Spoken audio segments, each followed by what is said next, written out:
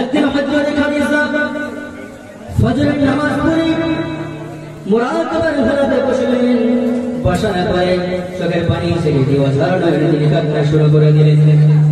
এমন ভাবে কান্না করে পাগলের মতো কান্না করে, ধুলার মতো বরাবর খায়, কিন্তু তারপরও তিনি কান্না থামান না, শুধু কান্না করে কবরকে স্মরণ করে কান্না করে। তার বাচ্চাকে হযরত ফাতেমা মায়ের কান্না দেখে ফাতেমা মাকে বললেন, মা কেন আপনি কান্না করেছেন, আপনি কান্না থামান। কিন্তু মা কিন্তু কান্না থামায় না। হযরত খাদিজা কবরকে স্মরণ করে কান্না করে, কিন্তু তিনি কান্না থামায় না। মা যখন কান্না করে, মায়ের কান্না দেখে হযরত ফাতেমা তিনিও কান্না শুরু করে দিলেন। কিন্তু দেখলেন যতই আমি কান্না করি মা তো কান্না থামায় না, কি করা যায়। একবার হযরত ফাতেমা বিশ্ব নবীর কাছে চলে গেলেন।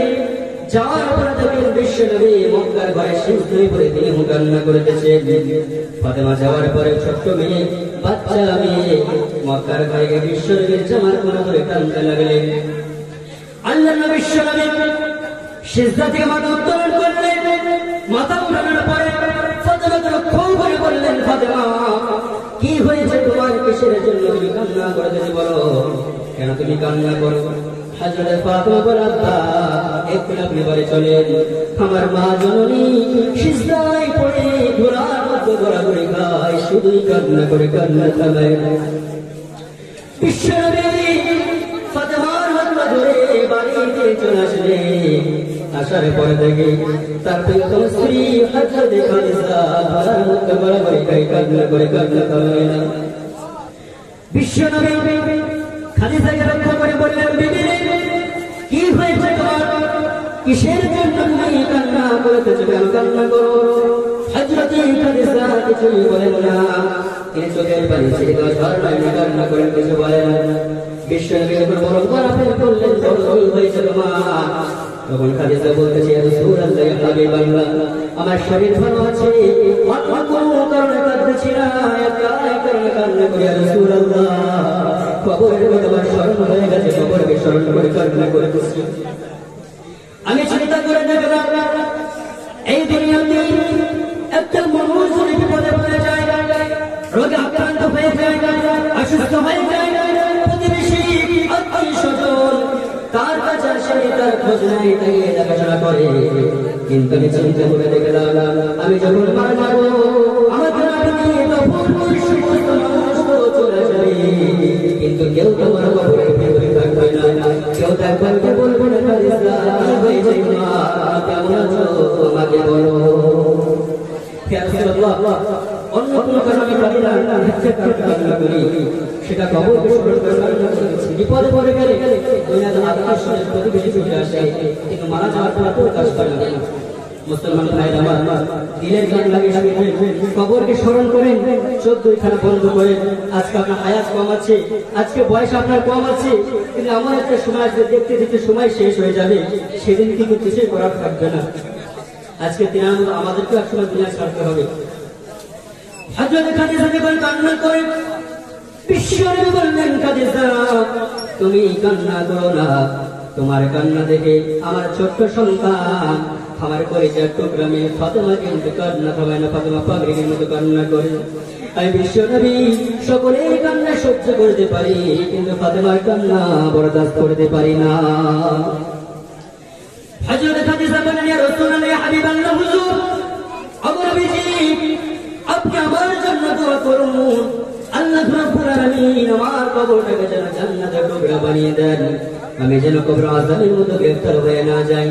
বিশ্বনবী বলেন, খাদিজা তুমি কান্না করো না, কান্না থামাও, তোমার জন্য আল্লাহর কাছে খাস করে দোয়া করব, আল্লাহ রাব্বুল আলামিন যেন তোমার কবরটাকে জান্নাতের টুকরা বানিয়ে দেন। বলি সুবহানাল্লাহ।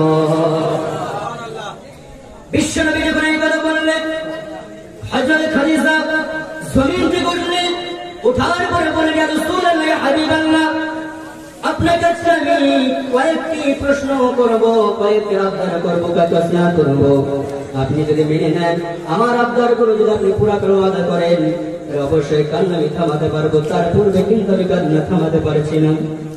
যতই মনে করি কান্না থামাবো, কিন্তু চোখের পানি আমি কিন্তু ধরে রাখতে পারছি না। মায়ের আমার লক্ষ্য করে শুনবেন, আপনিও তো খাদিজার মতো একজন মা, আপনাকে দুনিয়া ত্যাগ করতে হবে। আজকে আপনি কত অন্যায় করতেছেন, কত নামাজকে তরক করতেছেন, কত নাফরমানি করতেছেন মা, কিন্তু আপনাকে দুনিয়া ত্যাগ করতে হবে। আপনাদের জন্য এই আলোচনাটা অবশ্যই করে আপনারা লক্ষ্য করে শুনবেন। হযরত খাদিজা বিশ্ব নবীকে যখন এই কথা বললেন, নবীজি খাদিজাকে বললেন, খাদিজা তাহলে তোমার কি ওসিয়ত, তোমার কি চাওয়া, কি তোমার আবদার আমাকে বলতে পারো? খাদিজা তখন বলছে, রাসূলুল্লাহ ইয়া হাবিবাল্লাহ, আমি আপনার কাছে 4টা ওসিয়ত করব, 4টা আবদার করব। আপনি যদি আমাকে ওয়াদা করেন তাহলে মনে তৃপ্তি পাবো, মনে তৃপ্তি সহকারে দুনিয়া থেকে বিদায় নিতে আমি পারবো।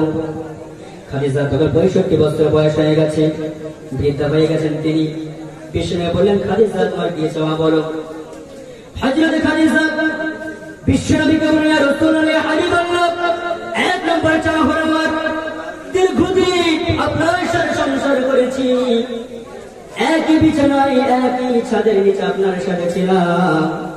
নবীজি হয়তো কথা প্রসঙ্গে হয়তো আপনার মনে ব্যথা দিয়ে কথা বলেছি, কষ্ট হয়তো আপনাকে দিয়েছি, কিন্তু নবীজি যদি কোনদিন সংসার করাকালী আপনার মনে ব্যথা দিয়ে কথা বলে থাকে, ইয়া রাসূলুল্লাহ নবীজি আপনি আমাকে আল্লাহর ওয়াস্তে মাফ করে দেন।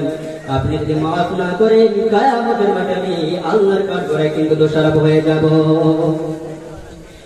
বিশ্বনবীকে যখন এই কথা বললেন, নবীজি চোখের পানি ছেড়ে দিয়ে খাদিজাকে লক্ষ্য করে বললেন, খাদিজা কি কথা তুমি বলতেছো? বরং তুমি আমাকে মাফ করে দাও, কারণ তুমি হলেন একজন ধনাঢ্য মহিলা, তুমি একজন ধনী মহিলা, তুমি আমার ঘরে এসেছো, তোমাকে তবে কোনোদিন ঠিক করে ভালো কাপড় দিতে পারি নাই, ভালো কোনোদিন একজোড়া জুতা দিতে পারি নাই, পেট ভরে 2 বেলা খাবার দিতে পারি নাই। ও আমার প্রিয় স্ত্রী গো, তুমি আমাকে আল্লাহর ওয়াস্তে মাফ করে দাও, কারণ স্বামী হিসেবে তোমার হয়তো ঠিক মতো হক আদায় করতে পারি নাই। ভাইয়ের আমার, কেমন ভালোবাসা তাদের মধ্যে ছিল, তাদের মধ্যে ইসলাম সম্পর্কে জ্ঞান ছিল, কোরআন সম্পর্কে জ্ঞান ছিল।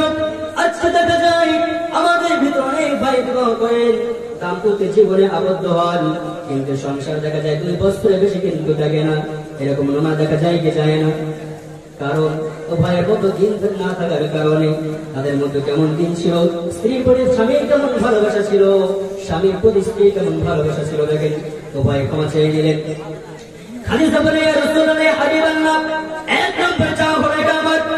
এরপরে 2 নম্বর আবদার হলো, আমার ইন্তেকালের পরে আমার জানাজা আপনি কিন্তু নিজে পড়াবেন, কারণ এটা আমার চাওয়া, এটা আমার আবদার, এটা আমার ওসিয়ত, আমার জানাজা আপনি নিজে পড়াবেন। এরপরে খাদিজা বলেন, ইয়া রাসূলুল্লাহ ইয়া হাবিবাল্লাহ হুজুর, 3 নম্বর চাওয়া হলো, আমার যখন ইন্তেকাল হয়ে যাবে, আমার যখন প্রাণ নাশ হয়ে যাবে, তখন আপনার একটা পরিহিত জুব্বা মুবারক দিয়ে আমার কাপড়ের কাপড়টা করবে। এরপরে 4 নম্বর চাওয়া হলো, ইয়া রাসূলুল্লাহ ইয়া হাবিবাল্লাহ হুজুর, আমার ইন্তেকালের পরে আমাকে দাফন করে দিয়ে সমস্ত সাহাবায়ে কিরাম যখন চলে আসবে, আপনি কিন্তু আসবেন না, আপনি আমার কবরের পাশে থাকবেন, আপনি কিন্তু আসবেন না। ভাইয়ের আমার, খাদিজা যে এই 4টা প্রশ্ন বিশ্ব নবীকে করেছিলেন, এই 4টা প্রশ্নের কারণ আছে না নাই? কারণ নাই? এমনি কি করেছিলেন? এই কারণগুলো আমাদের মায়ের জানা দরকার আছে না নাই? দরকার আছে। আমার মুসলমান ভাইয়েরা, খাদিজাকে 4টা প্রশ্ন করলেন। হযরত খাদিজা বললেন, ইয়া রাসূলুল্লাহ ইয়া হাবিবাল্লাহ, আমি যে আপনাকে 4টা প্রশ্ন করেছি তার মধ্যে নম্বর 1 হলো আপনি আমাকে মাফ করে দেবেন। এর কারণ হলো, আপনি যদি আমাকে মাফ না করেন, আপনি আমার স্বামী, আপনি যদি আমার প্রতি সন্তুষ্ট হন, আপনি যদি আমাকে ক্ষমা না করেন, আমি যতই নেক আমল করি, যতই আল্লাহর গোলামি করি, আল্লাহর দাসত্ব করি, আল্লাহর আনুগত্য করি, আপনি যদি আমার প্রতি নারাজ থাকেন, আল্লাহ রাব্বুল আলামিন কিয়ামতের মাঠে আমাকে কখনো জান্নাত দেবে না। এজন্য মা, আপনাকে চেষ্টা করতে সর্বদাই স্বামীকে খুশি রাখার জন্য। এরপর দ্বিতীয় চেষ্টা করেছিলাম, আমার ইন্তেকালের পরে আমাকে যখন আমার ইন্তেকাল হয়ে যাবে, আমার জানাজা আপনি নিজেই পড়াবেন। এই প্রশ্ন কেন করেছিলাম?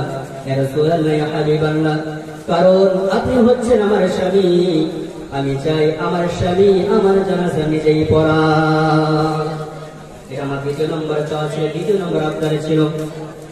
আজ আপনাকে আমি বলেছি তৃতীয় নম্বর ওসিয়ত, আমার ইন্তিকালের পরে আপনার একটা জুব্বা মুবারক আমার কাফনের ব্যবস্থা করে দেবেন। এটা আপনাকে কেন বলেছেন ইয়া রাসূলুল্লাহ ইয়া হাবিবাল্লাহ? আমি শুনেছি কবর নাকি একটি ভয়ানক জায়গা।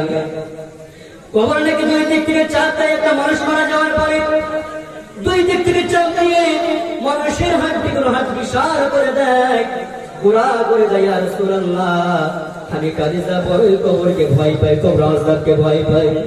আমার প্রাণের স্বামী, এই জন্য আপনাকে বলেছি আপনার একটা জুব্বা মুবারক দিয়ে আমার কাপড়ের কাপড়টা করাবে।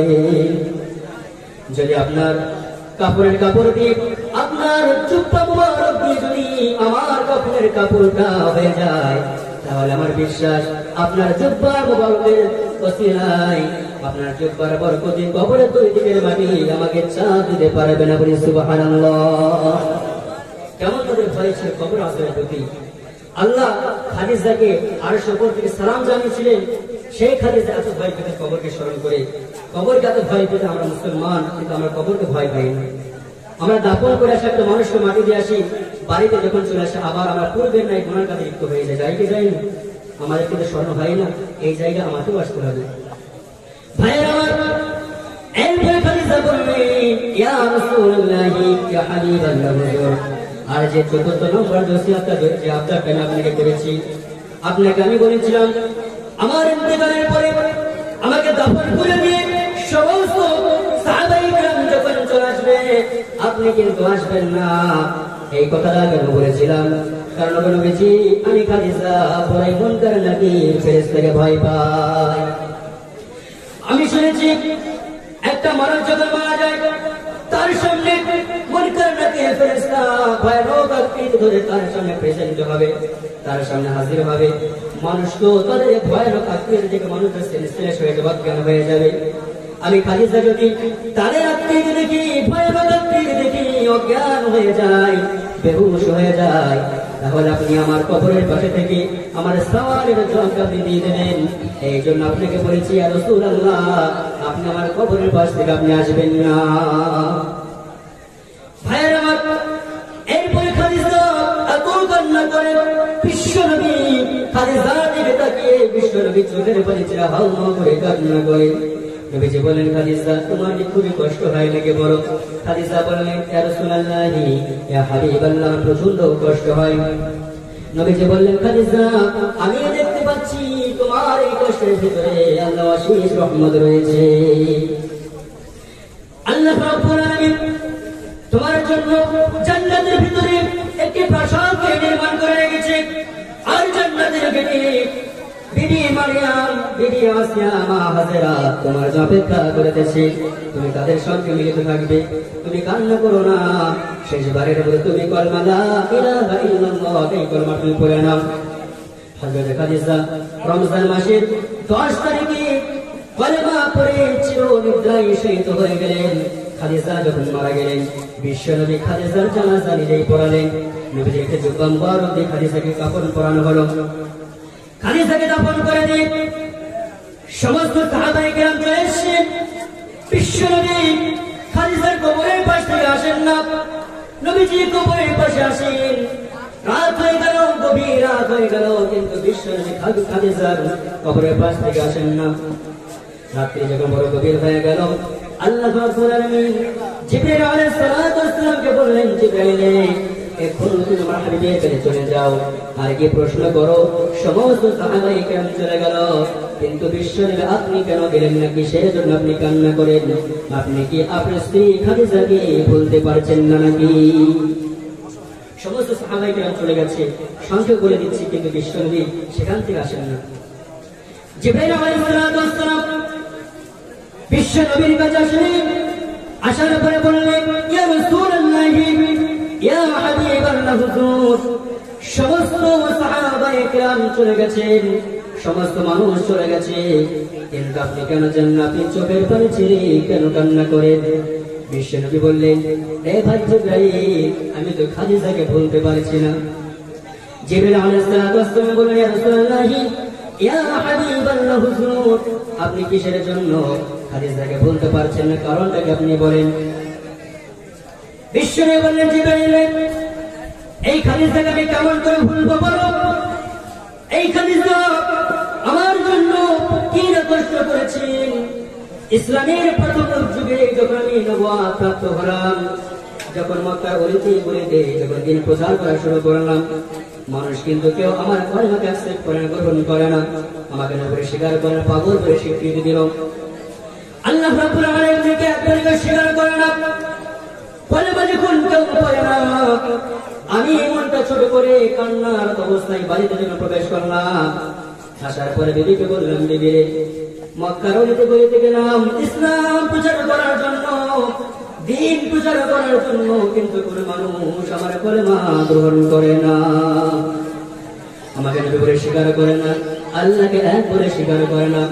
এই কথাটা যখন বললাম, আমার স্ত্রী আমাকে সান্ত্বনা দিয়ে বললেন, আমার প্রিয় তোমার স্বামী, ইয়া রাসূলুল্লাহ ইয়া হাবিবাল্লাহ, আপনি চিন্তা করেন না, মক্কার মানুষগুলো যদি আপনাকে নবী বলে স্বীকার না করে, সবাই আপনাকে পাগল বলে যদি স্বীকৃতি দেয়, আমি আপনার স্ত্রী খাদিজা এক্ষুনি বলে নিলাম, লা ইলাহা ইল্লাল্লাহ মুহাম্মাদুর রাসূলুল্লাহ সাল্লাল্লাহু আলাইহি ওয়াসাল্লাম। আমি এখন আপনার হাতে হাত রেখে কলেমা পড়ে মুসলমান হয়ে গেলাম। বিশ্বনবী জিবরাইলকে বলে, জিবরাইল আমার খাদিজা আমাকে সান্ত্বনা দিয়ে কলেমা পড়ে মুসলমান হয়ে গেল, আমি সেই খাদিজাকে কেমন করে ভুলি বলো। এরপর যখন আমি মক্কার অলিতে গলিতে ইসলাম প্রচার করা শুরু করলাম, আল্লাহর বাণী যখন প্রচার করা শুরু করলাম, আমাকে নবী বলে স্বীকার করানোর জন্য যখন ইসলাম প্রচার শুরু করলাম, রাত্রি তো অনেক হয়ে যেত। যখন মানুষের ইসলাম প্রচার করার পর আমি যখন বাড়িতে ফিরেছি, গভীর রজনীতে বাড়িতে আসার পরে দরজার বাইরে থেকে দরজায় নক করেছে, আওয়াজ দিয়েছি, সঙ্গে সঙ্গে আমার স্ত্রী দরজা ওপেন করে দিয়েছে, খুলে দিয়েছে। বিবিকে প্রশ্ন করলাম, বিবি এত রাত হয়ে গেছে, তুমি কি ঘুমাও না?